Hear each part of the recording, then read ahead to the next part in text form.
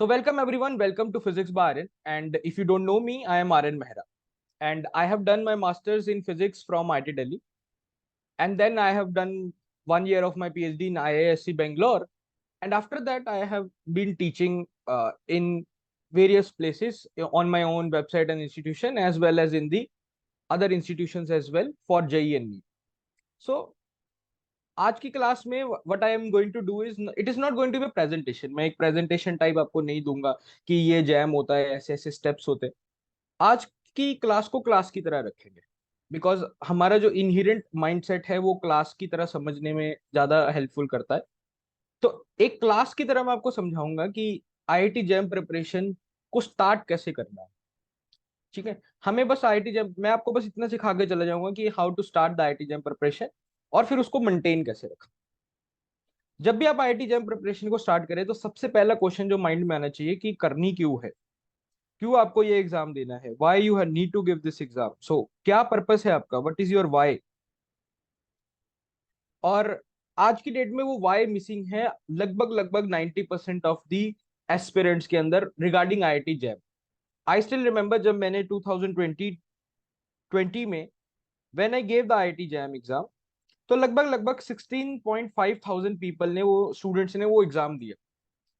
और जो last year का, अगर हम इस साल का अगर हम पार्टिसिपेशन देखें तो वो 13 to 14 थाउजेंड हो जाता है।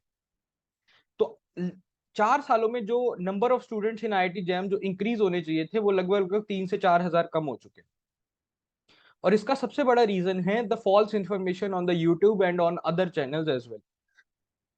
एक बहुत ब्रॉड एस्पेक्ट में अगर हम देखें तो स्टूडेंट्स को लग रहा है कि आईआईटी जैम देना ही क्यों है, क्योंकि आईआईटी जैम के बाद हमें 2 साल की एमएससी करनी पड़ेगी इन आईआईटी एंड देन उसके बाद पता नहीं जॉब मिलेगा या नहीं मिलेगा। So let's switch our self to a job point of view. तो गवर्नमेंट एग्जाम्स की प्रिपरेशन के अंदर अगर आप देखो तो बीएससी के बहुत सारे स्टूडेंट्स उस एस्पेक्ट में जा रहे हैं, क्योंकि वो they sort of start going towards the preparation of government exams ताकि हमें डायरेक्टली जॉब मिल सके।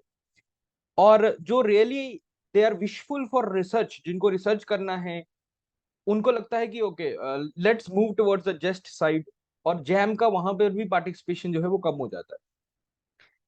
And it is very sad to see that false information is still sad to see, because on daily basis जो मुझे IIT मिला उस IIT jam के बाद, और जो वो स्टिल एक टैग है उसको मैं रोज के रोज यूटिलाइज कर रहा हूँ। उस टाइम पे मुझे भी समझ नहीं आया था कि मैं भी यही क्वेश्चन पूछता था कि क्या टैग है, मैं तो आईआईटी से हूँ, बताओ मुझे क्या टैग है आईआईटी का, मुझे तो कोई फायदा नहीं हुआ आईआईटी के टैग का। So this was my thinking 2 years behind. But अब जब मैं when I am in actually in the job sector, जब मैं टीचिंग के सेक्टर में हूँ, I am in the job where daily I meet with the people, I realise कि no, the outlook of how they are seeing me, वो कैसे मुझे देख रहे हैं, वो एकदम अलग है। सो एक बहुत अच्छा वाई ये है कि अगर आप अपने करियर को डेवलप करना चाह रहे हैं, क्योंकि अभी अभी आपके पास मैक्स टू मैक्स बीएससी होगा, और अगर होगा भी तो आपने एमएससी में भी ज्वाइन कर लिया या आप करने का प्लान बना रहे हैं, इसके बाद आपको हायर स्टडीज करने का मौका बहुत कम मिलने वाला है। अनटिल अनलेस आप पीएचडी ज्वाइन करें, उसके अलावा आपको कोई भी हायर स्टडीज में जाने का मौका नहीं मिलेगा।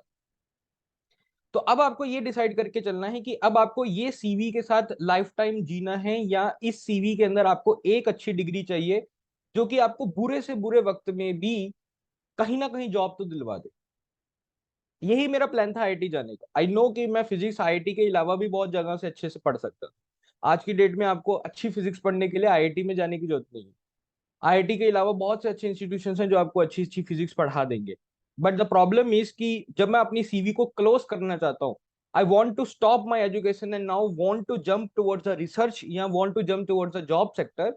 मैं चाहता हूँ कि वो सीवी एक अच्छी पोजीशन पर क्लोज हो, उसके अंदर एक अच्छी डिग्री का नाम लिखा हो। आईआईटी दिल्ली इज माई, आज भी जब I introduce my self in an interview that the name of IIT Delhi work for itself. आज तक ऐसा कभी नहीं हुआ कि मैंने किसी कोचिंग इंस्टीट्यूशंस में जेई और नीट में कभी भी अप्लाई किया हो और मुझे इंटरव्यू कॉल ना आए, या वो मुझे इंसिस्ट करे कि 2 या 3 इंटरव्यूज दो। It is always a one interview, 30-40 minutes, and then they offer me the job. And salary negotiation करना बहुत ईजी हो जाता है मेरे लिए। That is now what I'm realizing after that 2 years or 3 years after passing through the IIT. Then I am now realizing that okay, it is sort of a tag is there. ठीक है, and not only just tag. If I talk about my friends कि IIT में जाना क्यों है, IIT में जाने से मेरे दोस्तों ने 3 कैटेगरीज को चूज किया।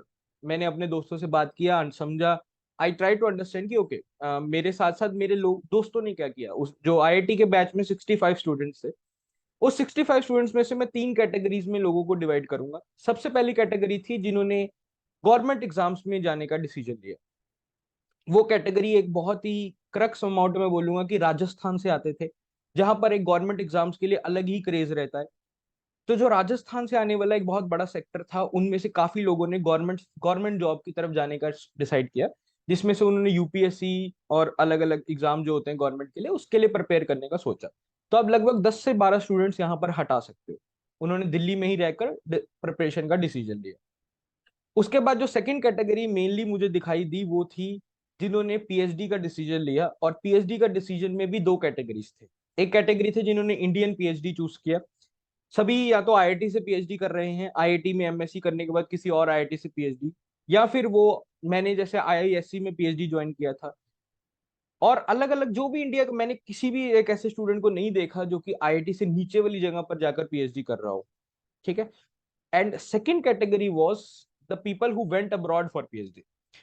जस्ट हमारा आईआईटी क्वालिफाई हुआ था, तो immediately after qualifying the IIT, with in 1 year, बहुत से स्टूडेंट, मैं बोलूंगा 10 से 15 स्टूडेंट, 10 से 12, 12 से 15 स्टूडेंट सीधा जर्मनी या फिर किसी ना किसी यूनिवर्सिटी में, मैं बोलूंगा जर्मनी, फ्रांस, एंड एक स्टूडेंट यूएस यूनिवर्सिटी में भी है, एक कनाडा में भी है। सो डिफरेंट डिफरेंट यूनिवर्सिटीज में दे माइग्रेटेड, वो माइग्रेट हुए और उनको fully funded PhD they are doing abroad, जिनके लिए उनको 3 से 5 साल का टाइम लगेगा। तो अगर आपका प्लान है कि नहीं, मुझे फॉरेन में जाकर पीएचडी करना है, then it is also one of the good option. 12 से 15 स्टूडेंट्स जो थे वो फॉरेन पीएचडी करने चले गए। उसके अलावा अगर मैं थर्ड सेक्टर देखूं, तो वो है जॉब सेक्टर। अब जॉब सेक्टर में मुझे लगभग लगभग 3 तरह की जॉब्स मेनली देखने को मिली जो स्टूडेंट्स ने लिया। एक था मैं प्राइवेट जॉब्स की पहले बात करूंगा, फिर गवर्नमेंट जॉब्स की बात करूंगा। प्राइवेट जॉब्स में सबसे पहली जॉब जो आती है, वो जो थी वो कोडिंग में थी। 3 से 4 स्टूडेंट्स ने कोडिंग में अंदर जॉब लिया, और उसमें से एक स्टूडेंट ऐसा था जिसको वहां आने से पहले बिल्कुल ही कोडिंग नहीं आती थी।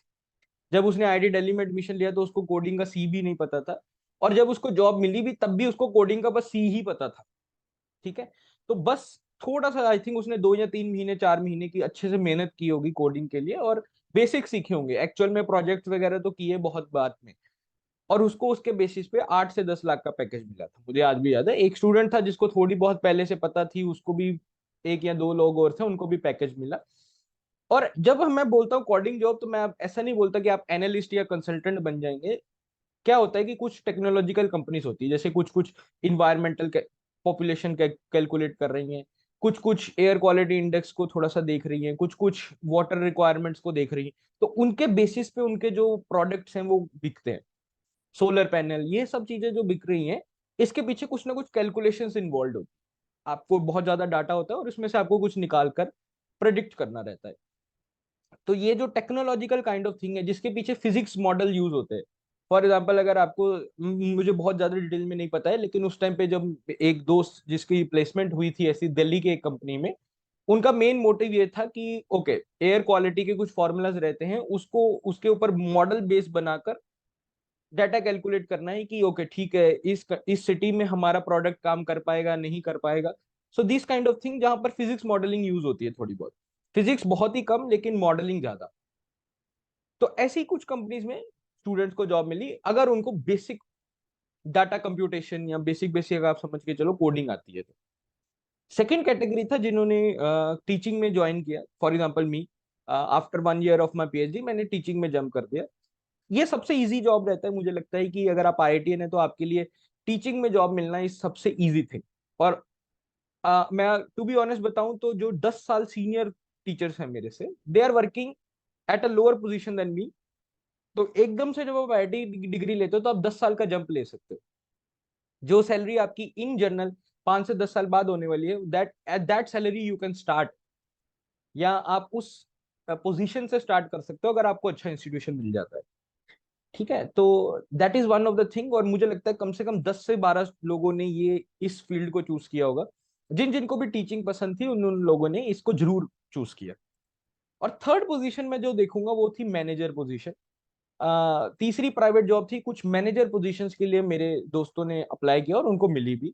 For example Amazon delivery manager, एक सिटी में डिलीवरी मैनेजर है और वो पूरे के पूरी सिटी में जो उसके जितने भी इम्प्लॉयज हैं उनका हेड है, and then she is taking care of कि डेली आपकी जो है वो अच्छे से सही से डिलीवरीज हो रहे हैं, input output what is it. Similarly academic managers are one of the thing, right. Product manager, program manager, ऐसे 4 से 5 लोगों ने मैनेजर पोजीशंस पे जॉब को ज्वाइन किया, जिनकी प्लेसमेंट उनको आईआईटी के अंदर ही मिल गई थी। और अगर आपको आईआईटी के अंदर नहीं भी मिलती तो आईआईटी के टैग की वजह से आपको Naukri.com या वगैरह से कम इंटरव्यू कॉल आ जाता है। हाँ, उसके बाद इंटरव्यू में दे रिजेक्ट यू और accept you, that is a second thing. ठीक है, सो ये कैटेगराइजेशन है। तो अगर आप जॉब पॉइंट ऑफ व्यू से देख रहे हैं या रिसर्च पॉइंट ऑफ व्यू से देख रहे हैं, दोनों ही केसेस में आपको अपनी जो सीवी है वो एक अच्छी पोजीशन पे क्लोज करनी चाहिए। और वो अच्छी पोजीशन होगी कि आपके पास एक आईआईटी का डिग्री हो, जिसकी वजह से इवन इन अ वेरी आज की डेट में अगर आप देखें तो दो तरह के आपको मैं आप रियली मैं अपने बारे में एक्सपीरियंस बोलूंगा।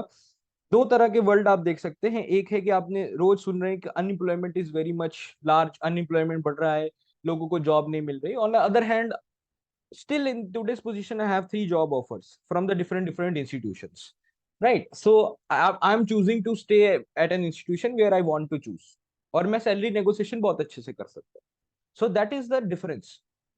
देर is a two problems in the market. एक एक प्रॉब्लम, सबसे बड़ी प्रॉब्लम है कि जॉब्स है नहीं। दूसरी प्रॉब्लम ये है कि लोग नहीं है जॉब करने के लिए, क्योंकि ऐसे स्मार्ट लोगों की कमी है। तो आईआईटी की प्रिपरेशन करने के टाइम जो आपको स्मार्टनेस डेवलप होती है, जो आपने खुद एक रियल टाइम देखा कि हाँ प्रिपरेशन करते टाइम स्टूडेंट को क्या क्या फील होता है, जब आप पढ़ाने जाते हो तो आप तब फील करते हो कि okay I can really feel, और उसके बेसिस पे मैं स्टूडेंट को पढ़ा सकता हूँ। Similarly in other jobs.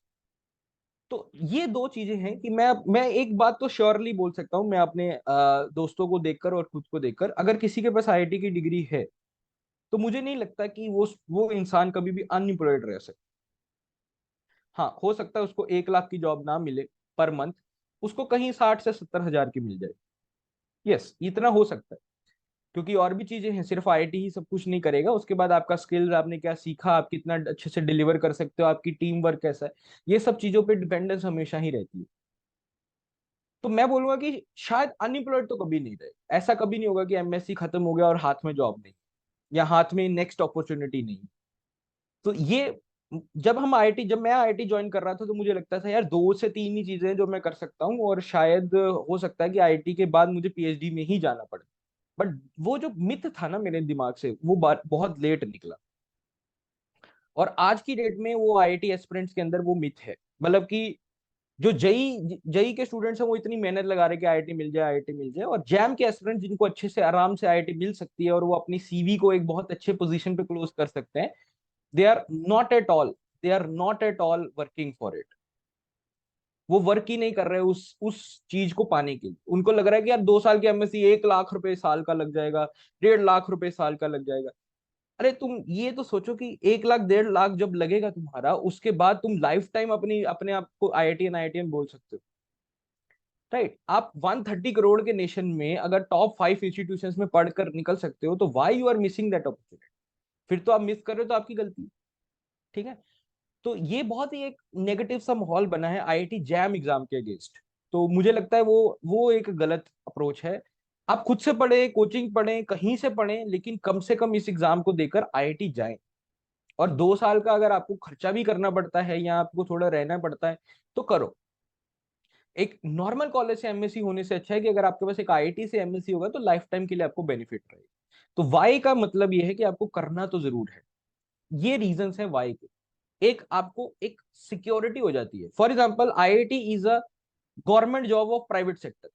Private sector में आईआईटीएन को निकालना उतना ही मुश्किल है जैसे गवर्नमेंट जॉब में से किसी को निकालना मुश्किल। ठीक है, जब अगर 10 लोगों में से किसी को निकालना है आपको कंपनी से बाहर, तो एंड वाला नंबर आईआईटीएन का होगा कि ठीक है यार इसको रख लेते हैं, बाद में देखते हैं।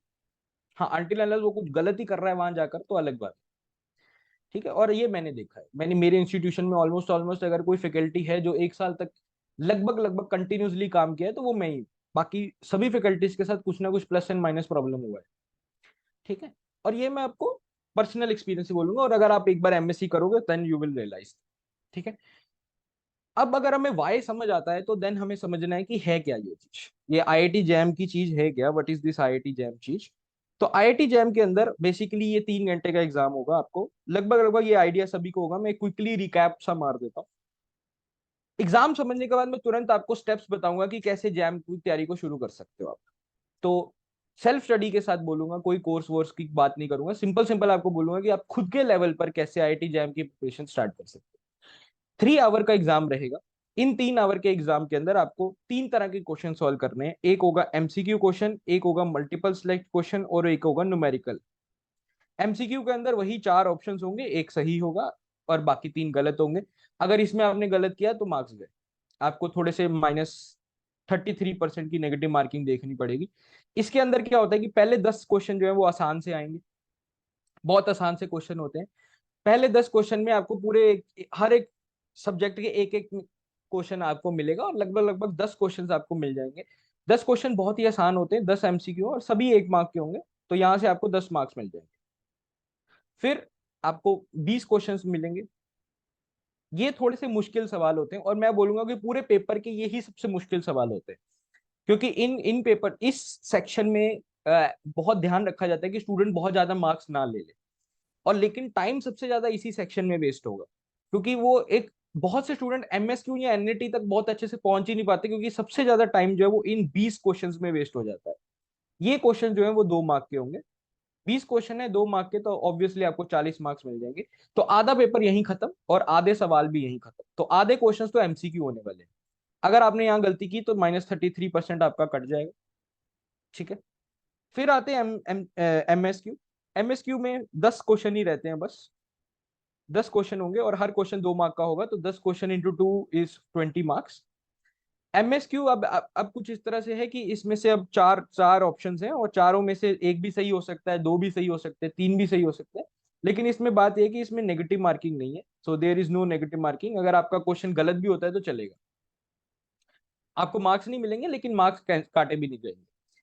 और एमएसक्यू की सबसे खास बात यह है कि इसके अंदर आपको सभी सही ऑप्शन, मान लीजिए अगर ए बी और सी सही है, आपने सिर्फ ए और बी को टिक किया और सी को टिक नहीं किया, तब भी आपको 0 मार्क्स मिलेगा। जब तक आप ए बी और सी तीनों को टिक नहीं करके आते आपको 2 मार्क्स नहीं मिलेंगे, या तो आपको या इसमें 0 मार्क्स मिलेगा या इसमें 2 मिलेगा, इसके अलावा और कोई पॉसिबिलिटी नहीं। सारे के सारे सही ऑप्शन टिक करोगे तो 2 मार्क्स, कोई एक गलत कर दिया या कोई एक टिक नहीं किया तब 0 मार्क्स। ठीक है। और 10 क्वेश्चंस के बाद आते हैं एनईटी। अब एनईटी भी दो तरह से कैटेगराइज किए गए हैं, एक है सिंपल वाले एनआईटी एनईटी। एनईटी यानी आपको न्यूमेरिकल इंटीजर आंसर लिखना है, न्यूमेरिकल आंसर लिखना है, हो सकता है 23.5 आंसर हो, 22 आंसर हो, -10 आंसर हो, 200 आंसर हो, 100 आंसर, कुछ भी आंसर हो सकता है। ठीक है। अब इस केस में आपको क्या करना है, एनईटी के अंदर पहले 10 सवाल होंगे 1-1 मार्क्स के, तो वहां से आपको 10 मार्क्स मिलेंगे। और फिर लास्ट वाले 10 सवाल होंगे 2-2 मार्क्स के, वहां से आपको 20 मार्क्स। ठीक है। तो इस तरह से अगर आप कैलकुलेट करो तो 10 + 40 50 + 20 70 + 10 80 + 20 100, तो आपको 60 क्वेश्चंस के लिए 100 मार्क्स मिल रहे हैं और टाइम आपको दिया जा रहा है 3 आवर्स का।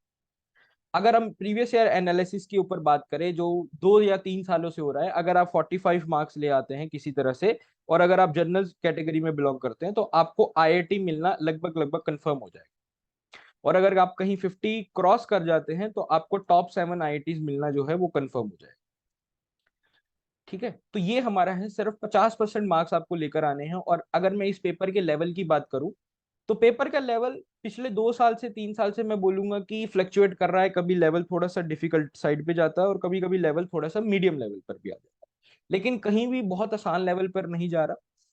इवन दो कि पेपर बहुत मुश्किल आसान हो रहा है, बट कट ऑफ जो है या कट ऑफ की मैं बात करूं या किस मार्क्स पे कितना आईआईटी मिल रहा है वो डिक्रीज ही हो रहा है।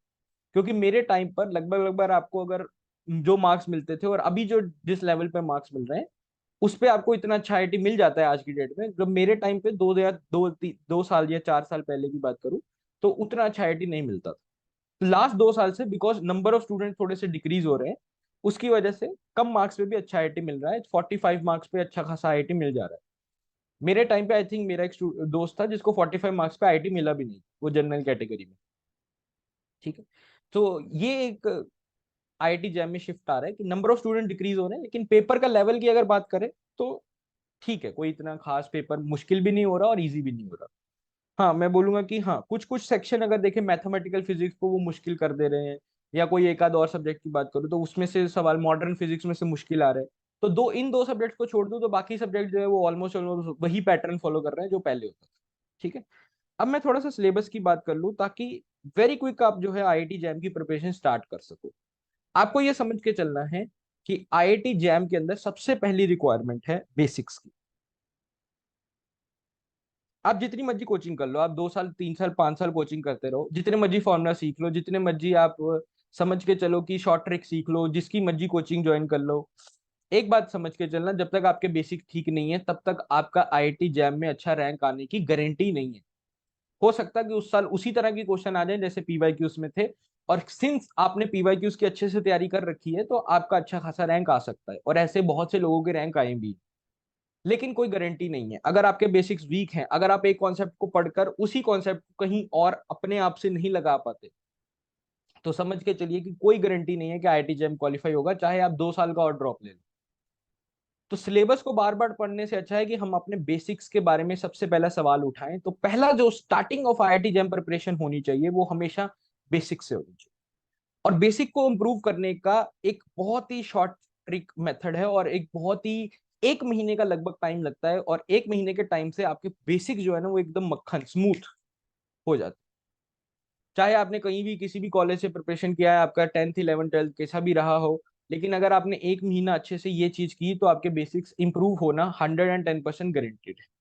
अब यहाँ पर अलग अलग सजेशंस आते हैं, मैं एस्पिरेंट्स के सजेशन के बेसिस पे ही आपको टिप्स दूंगा, और थोड़ा बहुत अपना एक्सपीरियंस भी ऐड करूंगा। बेसिक्स में कुछ स्टूडेंट्स क्या करते हैं, इस किताब को सॉल्व करते हैं जिसे बोला जाता है एचसी वर्क। अब इस किताब के साथ समस्या ये है कि इसका वॉल्यूम 1 तो लोग ले लेते हैं लेकिन वॉल्यूम 2 को भूल जाते हैं। अब वॉल्यूम 1 ले लिया और वॉल्यूम 2 भूल गए, तो अगर आपने वॉल्यूम 1 पूरा भी निपटा दिया, मान लेते हैं कि आप बैठे एचसी वर्मा करने और आपने वॉल्यूम 1 पूरा निपटा दिया जिसको करने में ही लगभग लगभग 2 या 3 महीने का टाइम चाहिए, तो अगर आपने एचसी वर्मा का पूरा वॉल्यूम खत्म कर दिया 1, तो आपका सिर्फ एक सब्जेक्ट प्रिपेयर होगा, वो होगा मैकेनिक्स। वो भी आप पूरा पूरा अच्छे से पूरा कवर नहीं होगा। शायद आपने पूरा 3 महीने वॉल्यूम 1 करने से जो मार्क्स ऑब्टेन किए हैं, वो मार्क्स आपने जो ऑब्टेन किए हैं दैट इज हार्डली 7 मार्क्स।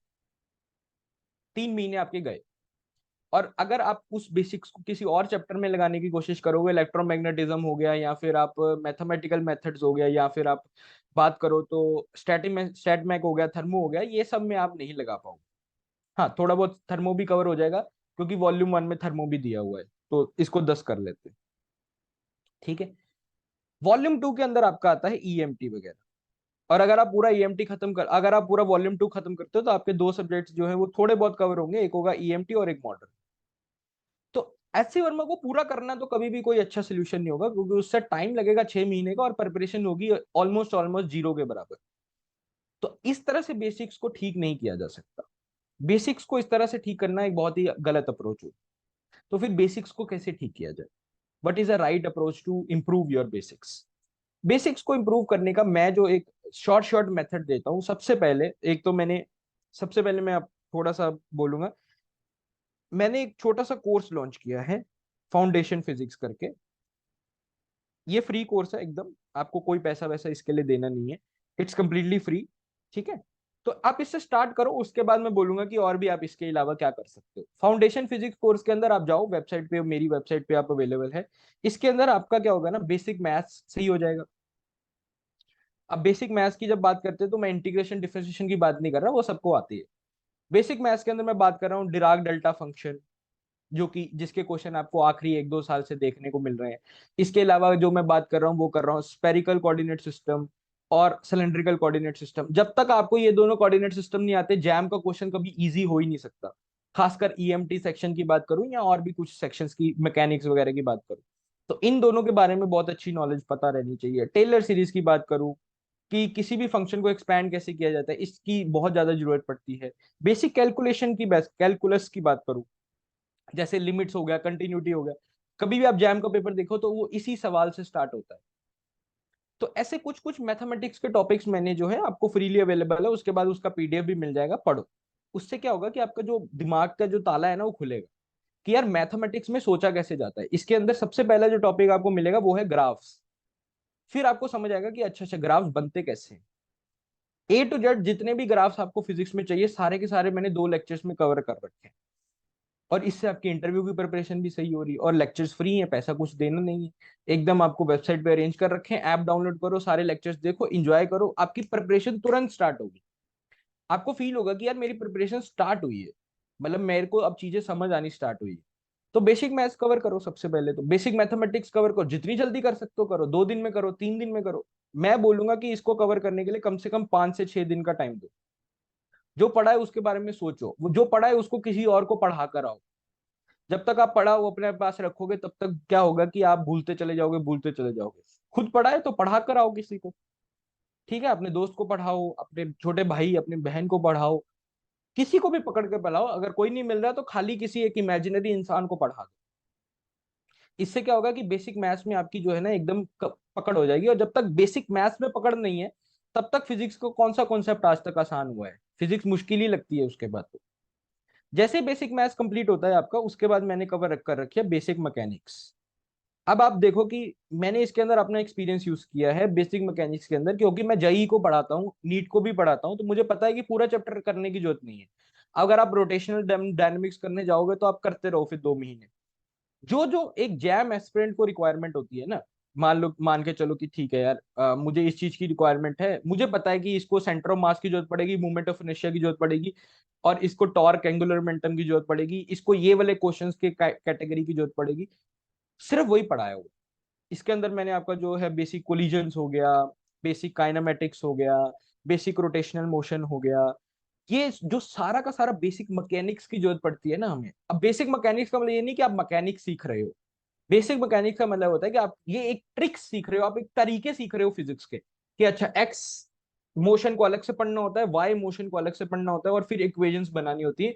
और यही टेक्निक ईएमटी में भी यूज होती है, यही टेक्निक आपकी मॉडर्न में भी यूज होती है, जब भी आप एक्स और वाई के मोशन को अलग अलग करते हो। ये चीजें आप सीख रहे हो, आप सिर्फ मैकेनिक्स नहीं सीख रहे हैं, आप एक टेक्निक सीख रहे हो। आपको समझ आएगा अच्छा अगर यूनिफॉर्म केस है तो इस तरह से फॉर्मूले लगते हैं, नॉन यूनिफॉर्म केस है तो इस तरह से फॉर्मूले लगते हैं।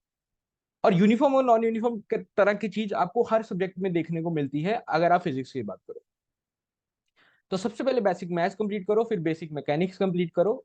और मैं डिसाइड किया है कि मैं इसी में बेसिक इलेक्ट्रॉनिक्स भी ऐड कर दूं।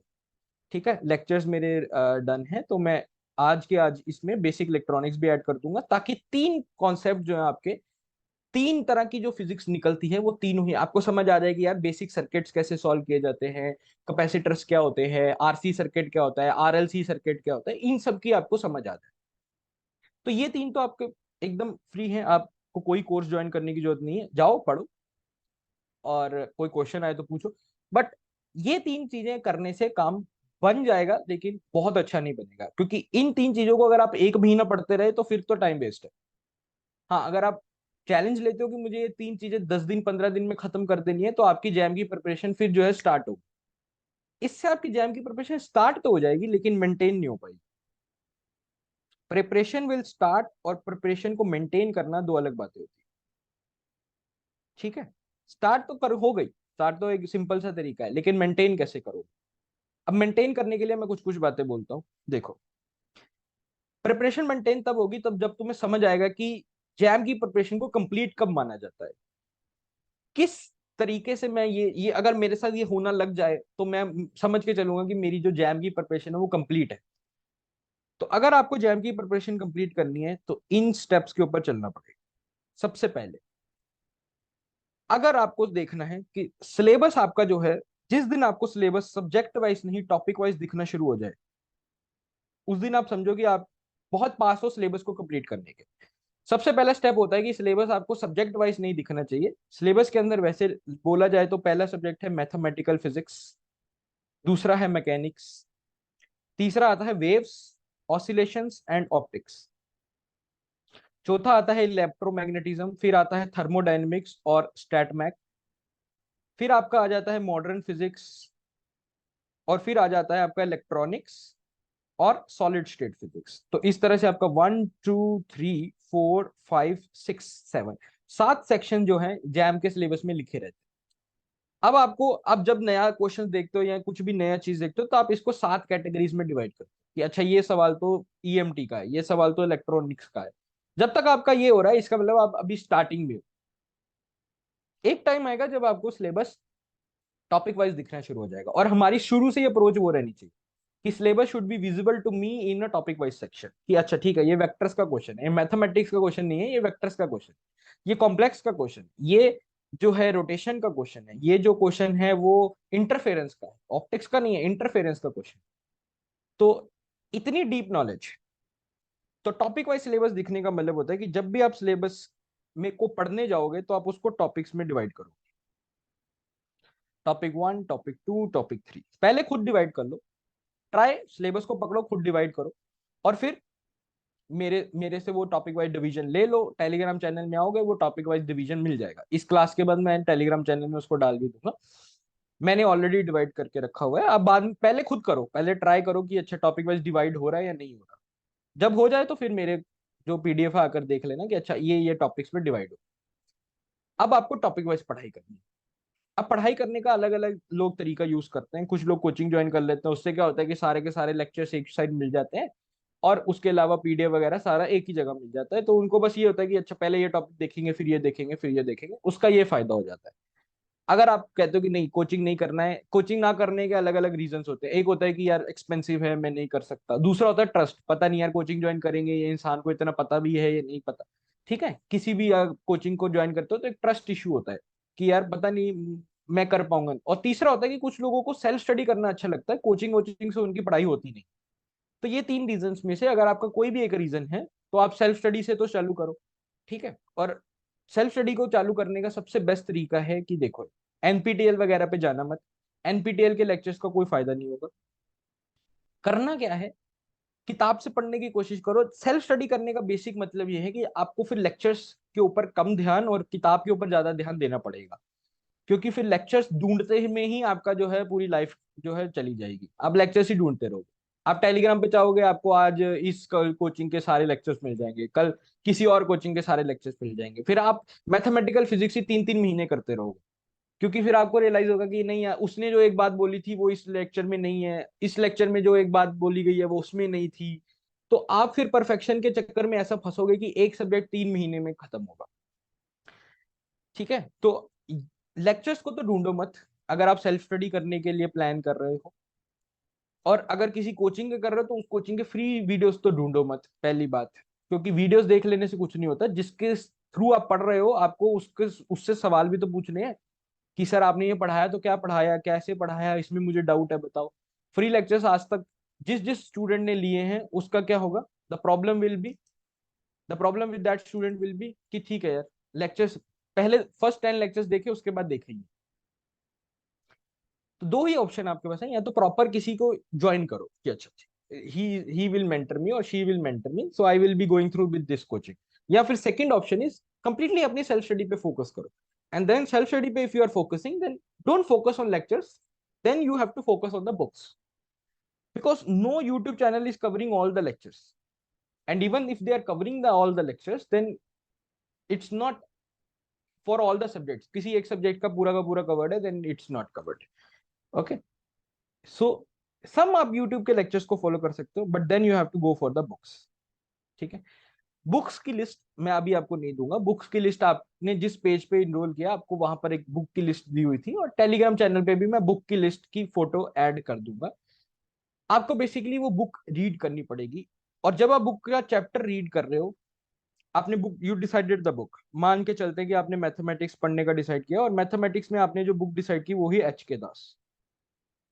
सभी यही डिसाइड करता है, आप भी यही डिसाइड करो, ज्यादा एक्सपेरिमेंटिंग की जरूरत है नहीं। So once you decide HK Das, अब आपको इसके अंदर सबसे पहला काम करना है, चैप्टर्स को मार्क करना।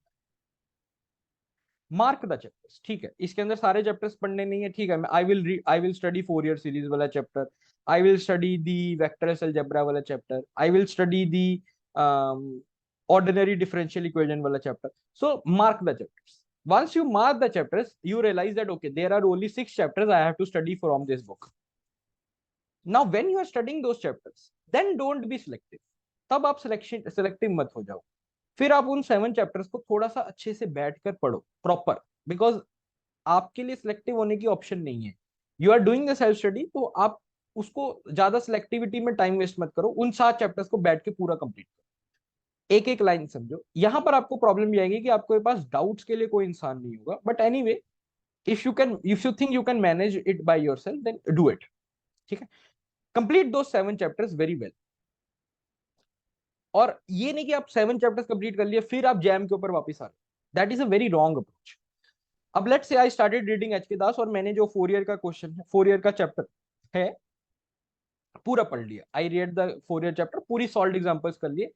अगर आप अनसॉल्व प्रॉब्लम्स अभी के लिए नहीं भी करोगे तो चलेगा, because you have to manage both, you have to complete the things and also you have to make sure of the timing, कि यार within the time limit हो रहा है या फिर बहुत ज्यादा टाइम लग जाए।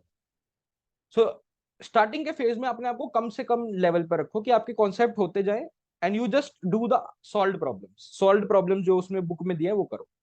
अब जैसे ही 4 ईयर सीरीज खत्म होता है, उसके बाद आपको क्या करना है, आपको आईआईटी जैम के 4 ईयर सीरीज के क्वेश्चंस करने हैं।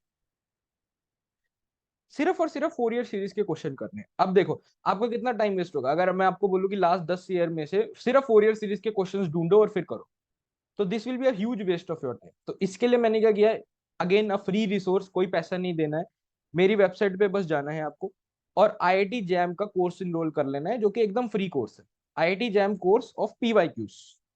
इसके अंदर मैंने लास्ट के जितने भी पीवाईक्यूज अवेलेबल है उनको टॉपिक वाइज डिवाइड कर दिया है, कि अच्छा ये 4 ईयर के टॉप क्वेश्चंस हैं, ये डिफरेंशियल इक्वेशन के क्वेश्चन है, और उनको मैंने एक क्विज की तरह किया है।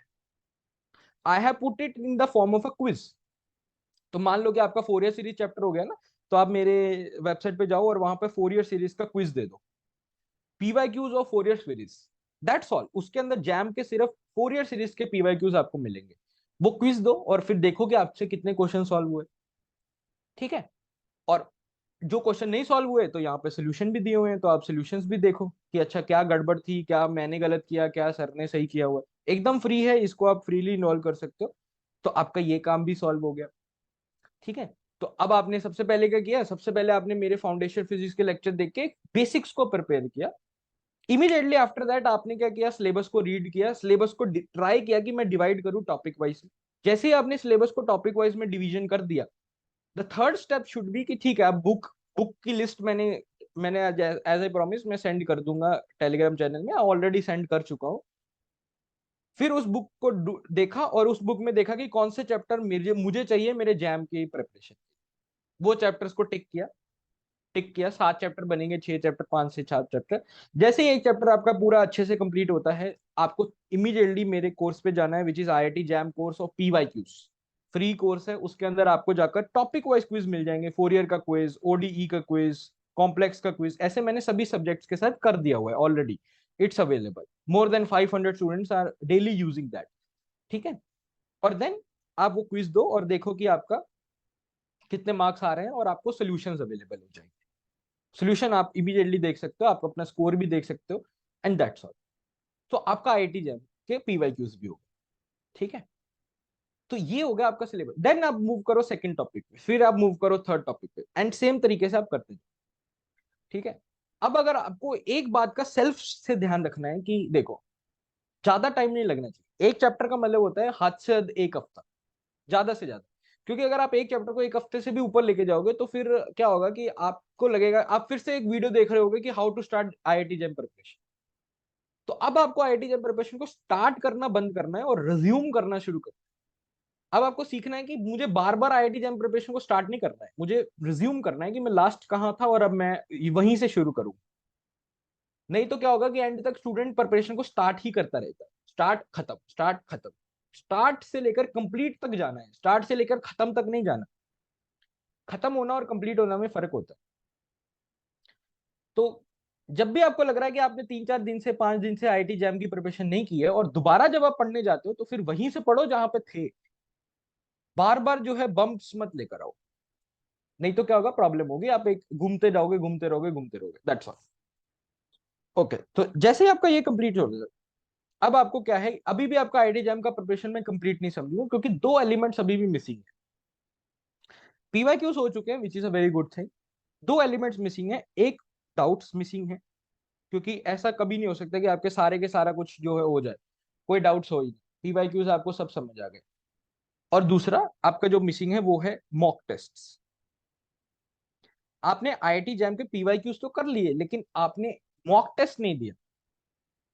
अब आपको एक 4 ईयर सीरीज का मॉक टेस्ट भी तो देना है ना, ताकि आपको पता चले यार कि नए क्वेश्चंस में मैं कैसे पार्टिसिपेट कर पा रहा हूं। जब 4 ईयर सीरीज का एक नया क्वेश्चन आता है, तो how good I am in doing that question, वो अभी आपका मिसिंग है। क्योंकि जब तक आपको ये नहीं पता, आप कैसे बता सकते हो कि आईआईटी जैम में जाने से क्या होगा, उस दिन जब नए क्वेश्चंस आएंगे तो कैसे होगा। और सेकंड थिंग इज कि जो आपका डाउट्स है वो कहाँ से क्लियर होंगे। अब इसके लिए मैं कुछ मैंने मेरे पास इसका कोई फ्री सोल्यूशन नहीं है, but I can give you some of the things. Doubts के लिए हो सकता है कि आपके पास कुछ टेलीग्राम चैनल्स हैं, तो आप उसको यूज कर सकते हो, मे बी आपको कोई रिप्लाई कर दे, यूज टेलीग्राम चैनल्स। या फिर उसके लिए मैं आपको बोलूंगा कि आप यूट्यूब पे जाओ और सर्च आउट करो, हो सकता है उस क्वेश्चन को किसी ना किसी ने यूट्यूब पे फ्रीली सॉल्व करके डाला हो। कम होता है ऐसा, लेकिन मे बी पॉसिबल। ठीक है, तो आप एक तो ये चीज यूज कर सकते हो।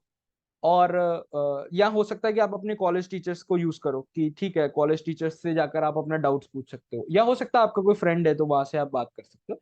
तो डाउट्स के लिए आपको, यू आर रिस्पॉन्सिबल है। और जो बंदा यहाँ पर रिस्पॉन्सिबिलिटी नहीं लेता उसका कभी जैम नहीं हो सकता। जिसने अपने डाउट्स क्लियर नहीं किए, बस उतना ही पढ़ रहा है जितना उससे हो रहा है, तो इसका मतलब he is not pushing himself to learn the things that he don't no.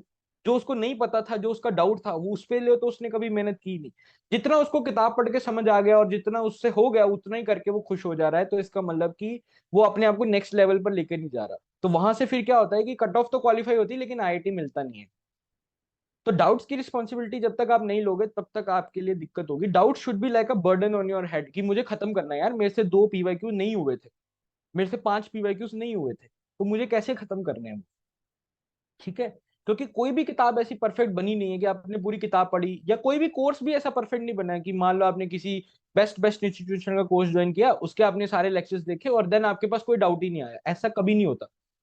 आप इतना टाइम हो गया आपको पढ़ते हुए, आपको भी ये बात पता है कि ऐसा होना इम्पॉसिबल।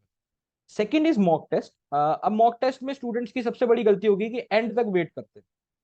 4 ईयर सीरीज का मॉक टेस्ट नहीं देंगे, उसके बाद कॉम्प्लेक्स का मॉक टेस्ट नहीं देंगे, वेट करेंगे कि एंड में जाकर हम फुल मॉक टेस्ट देंगे। एंड में जाकर जब आप फुल मॉक टेस्ट दोगे ना, तब तो क्या है फायदा। तब तो आपको ये पता चलेगा कि ठीक है यार, मेरा ये सब्जेक्ट अच्छा है, ये सब्जेक्ट बुरा है, लेकिन उस सब्जेक्ट में कौन सा टॉपिक अच्छा है, कौन सा टॉपिक बुरा है, ये कैसे पता करें। और एंड तक जाते जाते आपका वो परफॉर्मेंस आने भी नहीं वाला। सो मैं बोलूंगा कि टॉपिक वाइज टेस्ट देना बड़ा जरूरी है। ठीक है, अब इसके लिए क्या कर सकते हो, अगर आप कोई इंस्टीट्यूशन वगैरह नहीं ज्वाइन कर रखा, तो आप अपने लिए खुद टेस्ट बना सकते हो। Make the test for yourself. अब आप टेस्ट कैसे बना सकते हो कि ठीक है, आपको टेलीग्राम पे फ्री फ्री असाइनमेंट्स मिल जाएंगे, राइट। आप उसको प्रिंट आउट करो। ठीक है, और उसमें से आप ना बस पहले क्या करो कि आप ना ऐसे डिसाइड कर लो कि इसमें अगर 30 क्वेश्चन है, तो मैं क्या करूंगा ना, all the even number questions को करूंगा, 1 3 2 4 6 8 ये सभी करूंगा, तो मेरा 15 क्वेश्चंस का एक टेस्ट हो जाएगा। या फिर मैं फर्स्ट 20 क्वेश्चंस करूंगा और वो मेरा टेस्ट हो। तो आप अपने लिए खुद टेस्ट बना सकते हो। हाँ, अब उसके बाद आप आंसर्स मैच करो और देखो कि आपके कितने मार्क्स आ रहे हैं। ठीक है, तो कम से कम आपको टेस्ट कुछ ना कुछ देना चाहिए, जो कि अननोन क्वेश्चंस हो, रैंडम क्वेश्चंस हो, वो पीवाईक्यूज नहीं होने चाहिए। अगर वो पीवाईक्यूज नहीं है, फिर तो फिर कोई फायदा नहीं है। पीवाईक्यूज तो आपने कर लिए ना ऑलरेडी, वो तो आपको एज अ लर्निंग स्टेज करना है। पीवाईक्यूज तो आपको सीखनी है। अगर इसमें आपका स्कोर कम भी आ रहा है तो चलेगा, चाहे मान लो 0 मार्क्स भी आ रहे हैं 100 में से, तो मैं कहता हूँ आई एम हैप्पी, बट आप सीखो कि वो 100 के 100 क्वेश्चंस करने कैसे थे। ठीक है, लेकिन यहां पर आप अपने आप को टेस्ट करो कि ठीक है यार, अगर 100 क्वेश्चन किए तो मेरे 40 हो रहे हैं या नहीं हो रहे। जब तक आपके हर टॉपिक में 40% मार्क्स आना नहीं स्टार्ट होगा, तब तक आप बोल नहीं सकते कि आपका जैम का प्रिपरेशन हुआ है। अगर किसी भी अच्छी कोचिंग इंस्टीट्यूशन का, अगर या कोई भी अच्छा, अगर आप क्विज अपने लिए बनाते हो, तो उसमें मार्क्स आने चाहिए 40%। अगर आपके 55% से ऊपर आ रहे हैं, इसका मतलब वो टेस्ट ही गलत है। अगर किसी भी स्टूडेंट के 55% से ज्यादा मार्क्स आ जा रहे हैं टेस्ट में, और कंटिन्यूसली आ ही जा रहे हैं, तो इट मीन वो टेस्ट ही गलत है। उसको तो करो ही मत, वो बहुत इजी क्वेश्चन है फिर। ठीक है, और इतना इजी नहीं पूछा जाता, मीडियम पूछा जाता। तो आपके परसेंटेज हमेशा 35 से लेकर 45 के बीच में रहने चाहिए, 35 से 45। और अगर आप ऐसा कर रहे हो, तो अपने आप को शाबाशी दो कि यार प्रिपरेशन बहुत अच्छी चल रही है, बहुत अच्छी प्रिपरेशन चल रही है। ठीक है, तो जिस दिन आपका ये होगा 35 to 45%, आपके पास एक लिस्ट रेडी थी, आपने जो बनाई ना सिलेबस को टॉपिक वाइज डिवाइड करके लिस्ट, जिस दिन आपने हर टॉपिक के आगे लिख दिया कि मैंने बुक का चैप्टर पढ़ लिया है, मैंने पीवाईक्यूज का क्विज फिजिक्स बाय आर्यन की वेबसाइट पे जाकर दे दिया है, और फिर मैंने खुद से जो मॉक टेस्ट बनाया था वो भी दे दिया है, जिस दिन आपका ये तीन चीजें हो जाए, समझना कि आपका वो टॉपिक कंप्लीट है और आपका पूरा का पूरा सिलेबस रेडी है। जिस दिन आपने सभी टॉपिक्स के साथ ये कर लिया और आपके सारे के सारे डाउट्स क्लियर हैं, उस दिन आप आईआईटी जैम का एग्जाम देने चले जाओ। अंडर 100 रैंक से अगर एक भी रैंक बुरा आए तो आकर मुझे बोलना। लेकिन इतना ही करते नहीं है स्टूडेंट्स, और फिर आईआईटी जैम मुश्किल है, इजी है, ये है फलाना ढिमकाना, उसका कोई फायदा नहीं है। That is not beneficial. ये तीन स्टेप्स है, ये तीन स्टेप्स कंप्लीट करो, रैंक आना ही आना है, गारंटीड रैंक है, कोई डाउट ही नहीं है। रैंक क्यों नहीं आएगा बताओ। बस ये तीन चीजें करनी है। तो नंबर वन स्टेप क्या है, बुक का चैप्टर मेरा रीड हो गया, ये मैं सेल्फ स्टडी की बात कर रहा हूँ, कोई कोर्स की ज्वाइन करने के मैंने आपको बोला नहीं है। बुक के चैप्टर रीड करो। सेकंड थिंग, मेरी वेबसाइट पे आओ, पीवाईक्यू का क्विज दो जो कि एकदम फ्री है, आपको कोई पैसा देना नहीं है उसके लिए। और तीसरा चीज जो आपको कंप्लीट करना है दैट इज मॉक टेस्ट। अब मॉक टेस्ट आप यहाँ तो किसी का टॉपिक वाइज ले लो, टॉपिक वाइज बोल रहा हूँ, पूरे पूरे सब्जेक्ट का क्विज मत लेना, नहीं तो आपको समझ नहीं आएगा। क्योंकि जब भी कोई पूरे सब्जेक्ट का क्विज बनाता है, एक एक टॉपिक में से ज्यादा क्वेश्चन होते हैं, एक में से कम होते हैं, आपको पता ही नहीं चलता कि आपका कौन सा टॉपिक अच्छा था कौन सा बुरा था। तो टॉपिक वाइज क्विज देने हैं, उसको चाहे आप तो खुद से बना लो या किसी कोई दे रहा है तो उससे ले लो। ये तीन स्टेप्स जिस दिन हो गए डन, आपकी आईआईटी जैम की प्रिपरेशन रेडी है। लास्ट में जाकर आप फुल टेस्ट दे सकते, एकदम जब आप आखिरी के 2 महीने रह गए तो दो फुल टेस्ट दे। अब जब आप ये सब कर रहे होगे तो ऑब्वियसली बात है, आप दो चीजों तो बनाओगे ही। एक आप बनाओगे नोट्स, क्योंकि आप जब बुक पढ़ रहे हो तो नोट्स बनाओगे, पीवाईक्यू कर रहे हो तो नोट्स बनाओगे, तो आपके पास एक बहुत बड़े से नोट्स रेडी हो जाएंगे। अब प्रॉब्लम यह आएगी कि उस बड़े से नोट्स में को रिवाइज नहीं किया जा सकता। तो उसके बाद जब आप एक बार ये काम कर लेते हो ना, मान लो ये काम आपका जो है अक्टूबर नवंबर तक हो जाना चाहिए सभी टॉपिक्स के लिए, अब आखिरी के 2 महीने रिवीजन का टाइम। अब उस रिवीजन के टाइम में आपको इन नोट्स को शॉर्ट करना, you have to make this notes in a shorter form. अब नोट्स को शॉर्ट करने की एक टेक्निक होती है। अब आपको दोबारा से अपने नोट्स को रिवाइज करना है और दोबारा से अब जो पीवाईक्यू का क्विज था उसको रिवाइज करना। जब आप ये दोनों चीजें करोगे तो फिर आप एक तीसरे नोट्स बनाओगे और उस नोट्स में वही चीजें लिखोगे, ओनली दोज थिंग्स जो कि कभी ना कभी पीवाईक्यूज में आपको दिखी। पहले तो आपने बुक का चैप्टर पढ़ा, बुक के चैप्टर में तो 100 चीजें होती है, सभी तो पीवाईक्यूज में नहीं आती। फिर आपने पीवाईक्यू का क्विज दिया और ये तो आपने पहली बार में कर लिया। जब आप रिवाइज करने जाओगे तो सेम चीज दोबारा करोगे, फिर से अपने नोट्स को पढ़ोगे, फिर से पीवाईक्यू का क्विज को रिवाइज करोगे और फिर शॉर्ट नोट्स बनाओगे और शॉर्ट नोट्स में वही लिखोगे जो कि कभी ना कभी पीवाईक्यूज में आया। जो जो पीवाईक्यूज में नहीं आया उसको अपने शॉर्ट नोट्स में नहीं लिखना। और फिर आप अपने क्विज को रिवाइज करोगे जो आपने क्विज उस टाइम पे दिया था, और फिर क्विज में जो चीजें आई हैं वो भी अगर कुछ आया है तो उसको भी आप अपने शॉर्ट नोट्स में ऐड करोगे। इसके अलावा और कुछ भी आपके शॉर्ट नोट्स में नहीं होना चाहिए। और शॉर्ट नोट्स की खास बात यही है कि लिखो वही जो कि कभी ना कभी आपको भूल सकता है। अब फोर्स की डेफिनेशन लिखनी मत शुरू कर दो कि यार फोर्स की आप definition, you are writing the definition of force. नहीं, वो आपको कभी भूलेगी ना, और अगर भूल भी जाएगी तो उसका क्या करोगे। तो शॉर्ट नोट्स में बस वही लिखो, या तो जो जरूरी है या फिर जो कभी ना कभी भूल सकता है। हाँ, आप F equal to M A के नोट्स बनाए जा रहे हो तो फिर क्या फायदा, वो तो आपको भूलेगा कभी F equal to M A होता है। नहीं, सो डोंट राइट दैट। नहीं, डिटर्मिनेंट कैसे कैलकुलेट करते हैं ये लिखे जा रहे हैं, नहीं आपको नहीं भूलेगा ना। आइडेंटिटी मैट्रिक्स क्या होती है ये लिख रहे हैं, अरे पता है तुम्हें आइडेंटिटी मैट्रिक्स क्या होती है। So only right those thing जो भूल सकते हो, बड़ा बड़ा लिखो, क्लियरली दिखना। इतने छोटे छोटे नोट, एक पेज में दो दो कॉलम बनाकर स्टूडेंट्स नोट्स बनाते हैं, 2 पेज में सारे फॉर्मूला लिख देते हैं। इतना सारा इन्फॉर्मेशन एक साथ कैसे देखोगे। बड़ा बड़ा लिखो तो प्रॉपरली पता चले यार ये मुझे भूलेगा तो ये मैं लिखा रखा है, इसको बार बार रिवाइज करना। और ये चीजें मैंने पीवाईक्यू से सीखी, ये चीजें मैंने कुछ से सीखी, रिवाइज करो, 2-3 बार रिवाइज करके जाओ, एंड में फुल टेस्ट दे दो, 5 फुल टेस्ट दे दो, बात खत्म। 100 से नीचे रैंक आएगा, आराम से आईआईटी बॉम्बे जाके चिल करना, आईआईटी दिल्ली जाना, आराम से अपने आईआईटी की डिग्री लेकर जाओ यार सीवी में। राइट, फिर जॉब के लिए अप्लाई करते रहना। Right, so this is the entire story of IIT JAM preparation. Now if you have any question I can take your doubt. ठीक है, अब इतना सेशन लिया है तो I can little bit of do the sponsorship. ठीक है, अपना थोड़ा सा एडवर्टाइजमेंट कर सकता हूं मैं। अब मैंने क्या किया है, मुझे पता था कि ये प्रॉब्लम जो है आती है स्टूडेंट की प्रिपरेशन में, तो जब कोर्स डिजाइन किया तो मैंने सारे ही ट्रेडिशनल मेथड्स को क्रॉस कर दिया। जो जो चीजें ट्रेडिशनली कोर्सेज में होती है मैंने वो उसमें से कुछ भी ऐड नहीं किया। सिंपल सी बात है। मैंने जो कोर्स डिजाइन किया उसके अंदर सिंपल सिंपल आपको वीडियोस मिल जाएंगे, all the videos are in English. बहुत ही सिंपल इंग्लिश में मैंने वो लेक्चर्स बनाए हैं, तो चाहे you are from Tamil Nadu, from Karnataka, from Bengal, from Punjab, from Rajasthan, कहीं से भी आपको ये लेक्चर इजीली समझ आएंगे। वीडियोस की खास बात यह है, कोई भी वीडियो 45 मिनट से ऊपर की है ही नहीं। तो मतलब कि पूरा का पूरा टॉपिक 45 मिनट्स में कैसे कंप्लीट करना है, दैट इज माय रिस्पॉन्सिबिलिटी, और बहुत अच्छे से कंप्लीट किया। किसी भी वीडियो में आपको डेरिवेशंस मिलेंगे ही नहीं कि यार डेरिवेशंस दे रखे हैं, फालतू का टाइम वेस्ट करना नहीं है। दो चीजें आपको हर वीडियो में मिलेंगी। सबसे पहला कॉन्सेप्ट, ये चीज पढ़ रहे हैं तो क्यों पढ़ रहे हैं, कहाँ से आई। Number two, formula. अच्छा, और फॉर्मूला को ड्राइव करने के लिए जो मेन स्टेप्स यूज किए गए थे, जो फिजिक्स के आइडियोलॉजीज को यूज करके वो फॉर्मूला लाया गया है वो, और फिर सीधा सीधा एप्लीकेशन। और एप्लीकेशन में सीधी सीधी पीवाईक्यूज के ऊपर करवाता हूँ, और सभी तरह के पीवाईक्यूज, नेट गेट जस्ट, जो जो मुझे रेलेवेंट लगता है उस कॉन्सेप्ट के लिए, सारे के सारे एप्लीकेशन। कि ठीक है फॉर्मूला तो पढ़ लिया, लेकिन ये फॉर्मूला अप्लाई कैसे हो। ग्राफ्स, जो जो ग्राफ्स आ रहे हैं वो सारे के सारे ग्राफ्स। तो ये वीडियो देखने के बाद आपका 90% ऑफ द सिलेबस, किसी भी टॉपिक का 90% कवर हो जाता है। ठीक है, तो इससे आपको फायदा है, और छोटे छोटे टाइम में होता है। तो मैंने वेक्टर्स के लिए सिर्फ 4 लेक्चर बनाए, और 4 लेक्चर में पूरा वेक्टर कंप्लीट करता हूँ। ऐसा नहीं कि मैं 10-10 लेक्चर्स एक ही टॉपिक के लिए बने जा रहे हैं। तो आपको पता रहेगा कि ठीक है यार, टॉपिक वाइज डिवीजन हो रखा है सिलेबस का, और हर टॉपिक के लिए लेक्चर्स अवेलेबल है। तो लेक्चर्स देखो। सेकंड सेकंड ऑफ ऑल जो मैंने किया है, जैसे पीवाईक्यू क्विज तो सबके लिए मैंने अवेलेबल करवाए हैं, इसके अलावा मैंने टॉपिक वाइज क्विज भी दिया है। जो मैं आपको बात कर रहा था, तो मेरे सारा के सारे कोर्स में हर टॉपिक के लिए आपको एक क्विज मिलेगा। आपने 4 ईयर पढ़ा तो 4 ईयर के लिए क्विज है। अगर आपने कॉम्प्लेक्स पढ़ा, कॉम्प्लेक्स के लिए क्विज है। अगर आपने मैकेनिक्स पढ़ा, सॉरी मैकेनिक्स के अंदर अगर आपने रोटेशन पढ़ा, तो रोटेशन के लिए क्विज है। तो हर एक टॉपिक के लिए क्विज है, ताकि आपको हर टॉपिक के बाद पता चले कि आप कैसा परफॉर्म कर रहे हो उसके अंदर, how you are performing in that. ये हो गया आपका बेसिक सिलेबस कवरेज के लिए। उसके बाद हफ्ते में 4 लाइव क्लासेस है। Every week I am taking 4 live classes. 4 live classes का टाइम रहता है 6 PM से 9 PM। आप समझ के चलो कि आपका टाइम जो होगा वो 7 से 9 PM होगा। अगर जैम एस्पिरेंट्स की बात करूं, तो 7 से 8 के बीच में तो मैं प्रॉब्लम्स करवाता हूँ।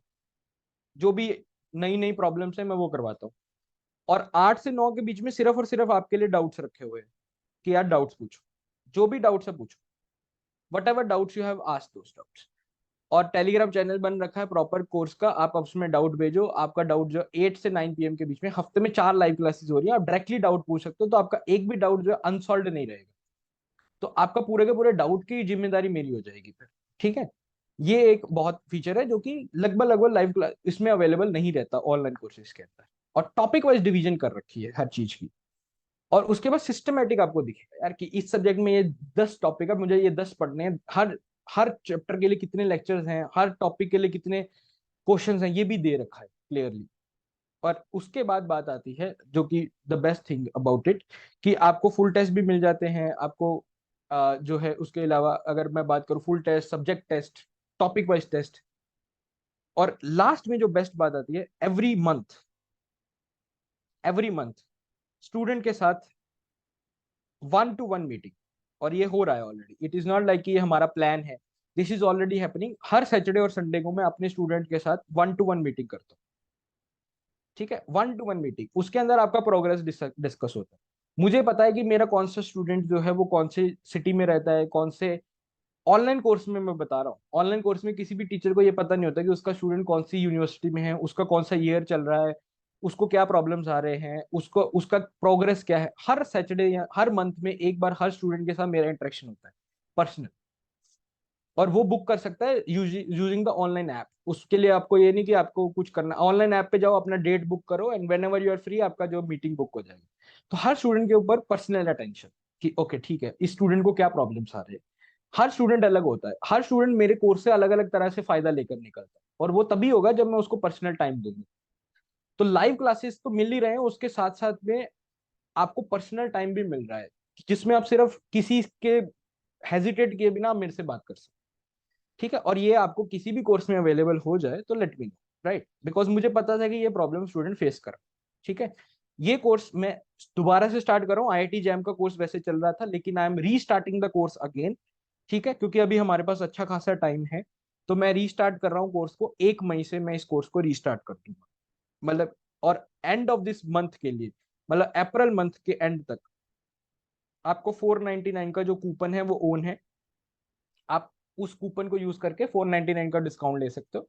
इससे होगा क्या कि अगर आप सिर्फ IIT जैम का कोर्स लेते हो तो आपको बहुत ही अफोर्डेबल प्राइस विच इज 2499 में मिल जाएगा। और अगर आप चाहते हो कि नहीं यार सारे के सारे कोर्सेज का प्रिपरेशन करना है, जैम जेस्ट TIFR तीनों चाहिए, उनका सारे के सारे वीडियोस चाहिए मुझे, तीनों के PYQs चाहिए मुझे, तीनों का मॉक टेस्ट चाहिए, तो फिर कुछ नहीं है, that course will be available at 349। ठीक है, इसमें मैं 500 डिस्काउंट बोल रहा हूँ। अगर आप अप्रैल के बाद लेते हो तो फिर आपको यही कोर्स 3000 और यही कोर्स आपको 4000 में मिलेगा। ठीक है, तो मैं ये कोर्स को रीरन कर रहा हूँ, बट कोर्स को बाद में बात करते हैं। ये कोर्स अगर आपको ज्वाइन करना हो तो आप मेरी ऐप या वेबसाइट पे चले जाओ। ऐप और वेबसाइट पे वैसे भी जाओ क्योंकि आपको PYQs फ्री मिल जाएंगे, उसके अलावा फाउंडेशन फिजिक्स फ्री मिल जाएगा, उसको देखो। इसके अलावा आई विल से कि अगर आप चाहते हो कि थोड़ा सा ना सर हमें ना क्या है कि जैम के लिए श्योर नहीं है या जैम के लिए ये प्रॉब्लम आ रहा है, जैम की प्रिपरेशन करते हैं तो ये प्रॉब्लम आ रहा है, तो Rajeev is my academic manager. Rajeev sir का नंबर दे रहा हूं मैं आपको, 9815128984। डोंट वरी, आप कॉल करोगे तो आपको वो कोर्स वगैरह नहीं बेचेंगे, आप उनसे कॉल करो, आप उनको मैसेज करो, वो आपकी मेरे से मीटिंग सेट कर देंगे। ठीक है, आप मेरे साथ फोन पे बात कर लेना अगर आपको कोई भी प्रॉब्लम आ रही है। लगभग लगभग रोज 5 से 6 लोग मुझे कॉल करते हैं जो भी उनको प्रॉब्लम आती है। सो अगर आपको किसी एक पर्टिकुलर काइंड ऑफ प्रॉब्लम है कि सर पता नहीं जैम कैसे होगा नहीं होगा, तो you can make contact Rajeev और उनको बोलकर मेरे साथ एक मीटिंग शेड्यूल कर लो, so we can talk 1 to 1। ठीक है, आपको अगर कोई प्रॉब्लम होगी तो I will guide you. Most probably मेरी कोशिश रहेगी कि आपका सेल्फ स्टडी से काम चल जाए। ठीक है, चलो, तो this is the end of this session. Now if you have any question, I am open for the questions and this video will be available on YouTube later.